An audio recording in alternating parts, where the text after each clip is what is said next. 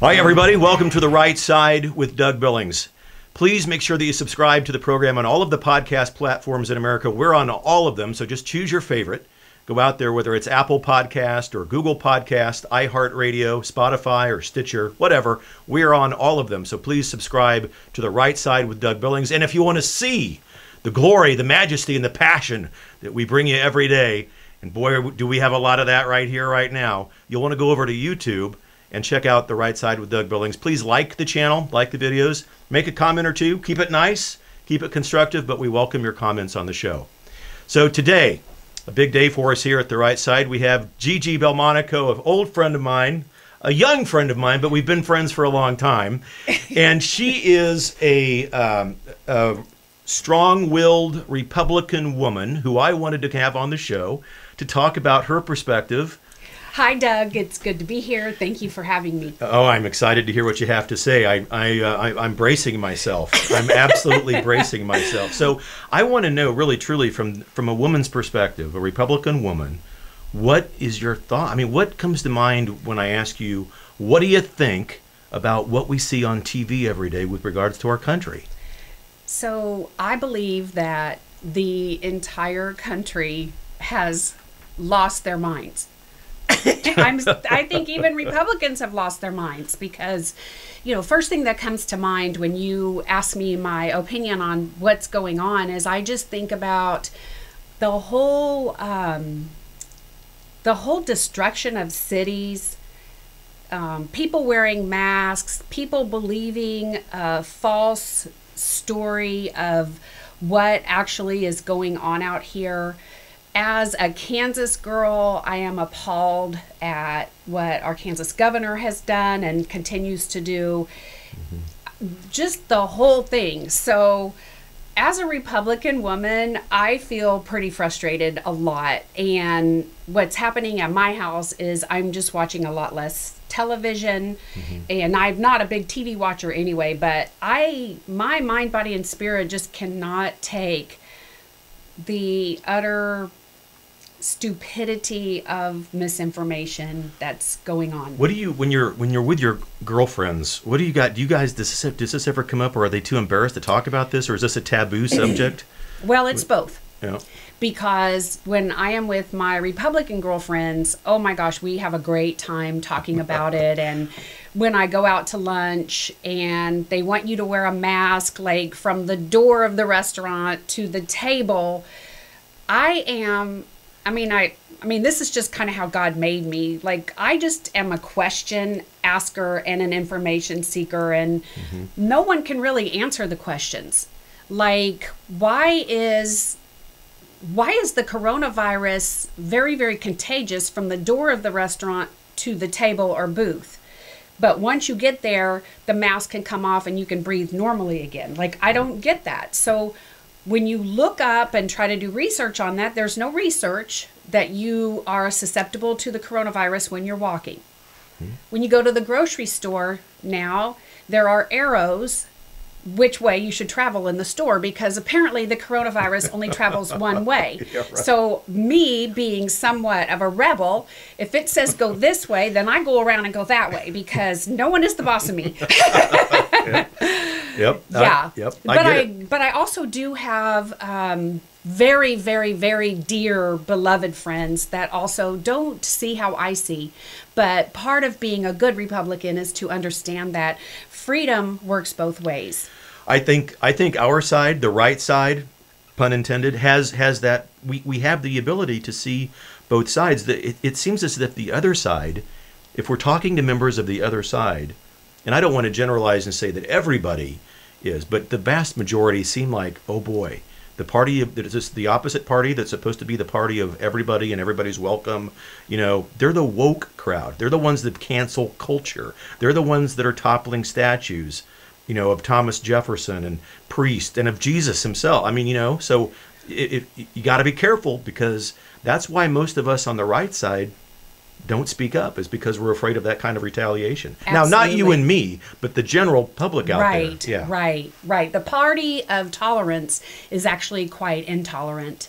And unfortunately, a lot of the fascists that are tearing down statues and memorials and even Jesus, they're paid protesters, and they don't even know what they're even doing. And the blessing is so many people are becoming awakened, like a deep spiritual awakening, an information awakening, where they are starting to ask, okay, wait, hold up.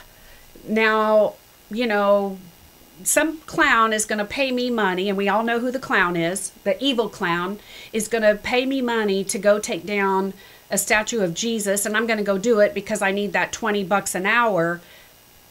But maybe this doesn't really feel right to me. Mm-hmm. And a lot of them continue doing it, but there are a lot that are going, hold up. Yeah. Something's the matter here. Yeah.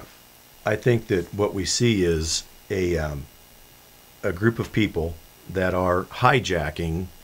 They've been hijacked by a terrorist organization. So I'll use one group as an example. There's two of them. There's Antifa that comes to mind, but there's also the Black Lives Matter movement, which in my mind is nothing more than a domestic terrorist organization. So you have people that have bought into this Black Lives Matter myth. And, it doesn't take much research to get on the internet and find out that the Black Lives Matter leadership team are Marxists who want to deconstruct America, do away with the core of nuclear family, and replace it with other things. So, but for me, the irony is on the streets, the cities that are burning are the cities that are run and managed by the new Democratic Socialist Party, as I call them. The Democratic Party of John Kennedy is long gone.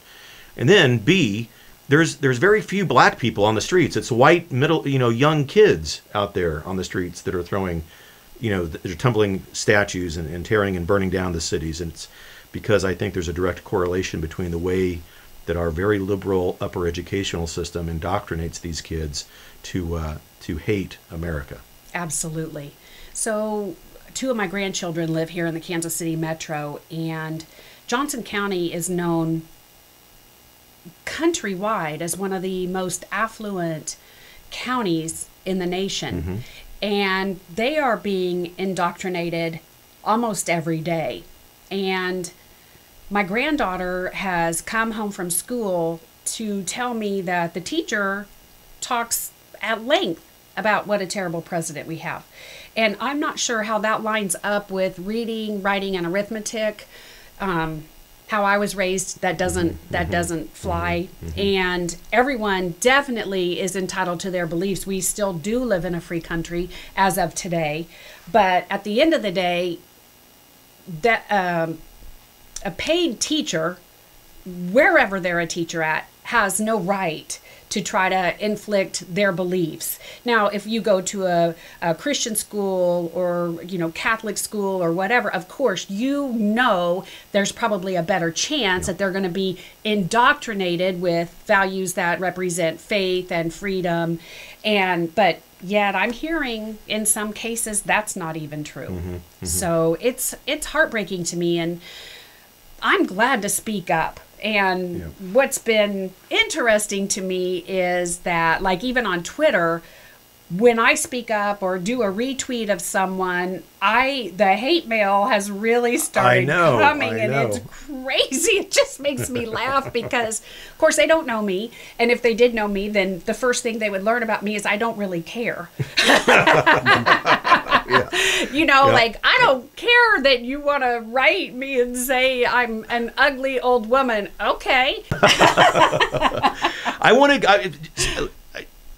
Your opinion, Gigi, really, as a mother, as a grandmother, we have in this country, there are parents, teachers, students that are concerned about COVID and the schools reopening. Now, we have in our states of Kansas and Missouri, the Midwest, and throughout the country, governors who are using this one-size-fits-all approach.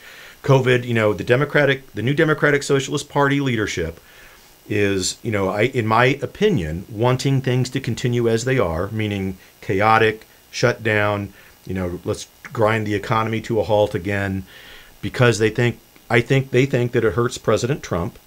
But let's talk about this in schools for a minute. If you're under age 60, you and I have looked into this long and hard, and we know, if you don't have a pre-existing medical condition, if you're not medically fragile, and if you're under age 60, you're basically statistically unaffected. Not to say that you can't get the virus, but you recover from it. Almost 100% of the people who get it recover from it. So, there's a quote out there. Can you imagine a virus so dangerous and deadly that the only way that you know you have it is to get tested for it? I mean, right? Exactly. And so we have teachers out there, and teachers' unions, I think, are, inciting this panic, that are putting their affairs in order. They're getting their living wills because they're afraid children are going to go back to school and give them COVID. Well, here's the thing. Under 60, unaffected. Under 40, basically unaffected. School-aged children almost never have any symptoms. Now, they can get it. I'm not denying they can get it. They don't get it. They do get it. But they handle it well, and they recover quickly, generally speaking. There's no documented case anywhere on this planet of a school-aged child who has COVID who's passed it on to somebody else. So as a Republican woman, as a mother and as a grandma, how much do your kids and grandchildren need school to be in session? Well, it's crazy that they're not, that the socialist wing of the Democratic Party has been doing so much fear-mongering.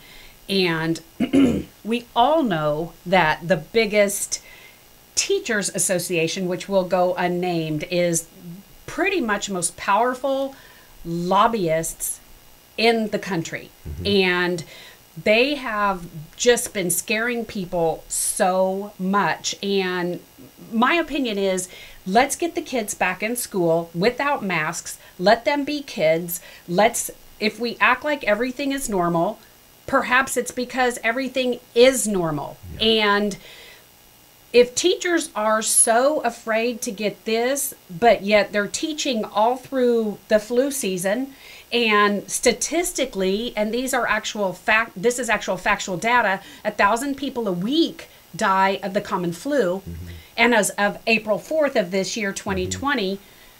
they stopped counting the flu mm-hmm. because they wanted to count it in the coronavirus totals. Mm-hmm. So my whole thing is that people that are afraid to die are also afraid to live. And my personal opinion is, if you're afraid, stay home. We don't quarantine the healthy, yet we did. Mm-hmm. We don't falsify numbers to make it look like more of a catastrophe than it is. And yes, the people that have lost their lives, God bless them and their families. Like, no one wants to lose anyone to anything. Mm-hmm. But they falsify documents. Hospitals are giving misinformation. The World Hoax Organization continues to put out misinformation.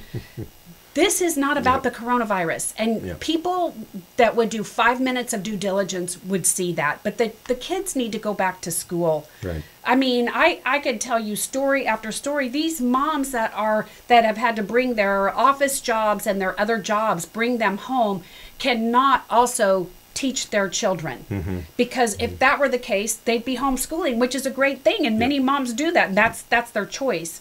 And that's the sacrifice they make for their kids. But not all moms have that luxury, so mm-hmm. to speak. Mm-hmm. And single moms in particular, they don't have that luxury. And they can't leave their job, which is mainly on their computer, to go then homeschool their children. They would if they could. They can't. Right. And it's crazy. And never mind that many parents can't afford one computer, let alone 3 or 4, for 3 or 4 kids to take Zoom classes. Exactly. Not to mention the cost of internet and the fact that Zoom isn't an effective way to teach anyway. So yeah, I think that we've come to realize here, and I know that you agree. We've talked about this before, that there are things out there that are going to hurt people more than this virus. A sense of hopelessness that these kids are feeling. We have all sorts of things on the rise with regards to domestic violence, alcoholism, etc. Financial ruin, emotional wrecking.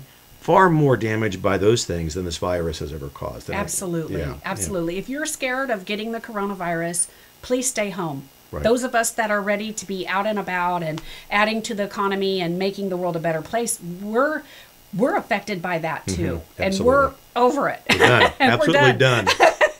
That's right. Ladies and gentlemen, this has been Doug Billings on the Right Side with my friend and guest, Gigi Belmonico. Gigi, you've made the program look gorgeous today. Thank you, my friend. Thanks for taking the time to give the strong Republican American woman opinion on the show. We needed it. My pleasure. Thank you. You're welcome, and thank you. Ladies and gentlemen, please make sure that you go and subscribe to the program on your favorite podcast platform. We're on all of them. Google, Apple, iHeartRadio, Stitcher, you name it, we're there. Please subscribe. And go over to YouTube and subscribe to that channel. It helps us, and we appreciate your comments and your viewership over there as well. From all of us here at The Right Side with Doug Billings, remember, you always, when you take a look on that back of yours, there's a pack of blessings there. Remember that. And so may God continue to bless you, and may he continue to bless and guide the United States of America. Thanks for watching. Good night. Hi, everybody. This is Doug Billings from The Right Side. Thanks for watching and listening every day on our podcast. We appreciate it. I want to say a special shout out to a friend of the show. He goes by the name of Commander's Artist, the Commander's Artist. On Twitter, you can find him at TheRealMadDog58, ladies and gentlemen. That's at TheRealMadDog58. His website, www.thecommandersartist.com. www.thecommandersartist.com. He's created the brand new logo that we use in front and in back of every episode of The Right Side with Doug Billings. You can see it, ironically enough, right over my right shoulder here on the back wall here in the studio. The Right Side with Doug Billings. Also, right next to that one, that beautiful portrait of President Trump. Isn't that a beauty? That one's called Behold My Chosen Leader. Go to the website, thecommandersartist.com. Check it out. You'll want to order something for yourself today. He's phenomenal, a great friend of the show. Commander's Artist, cheers, and thank you very much for everything you've done for us here on The Right Side. God bless, and God bless America. Thanks, everybody. Good night.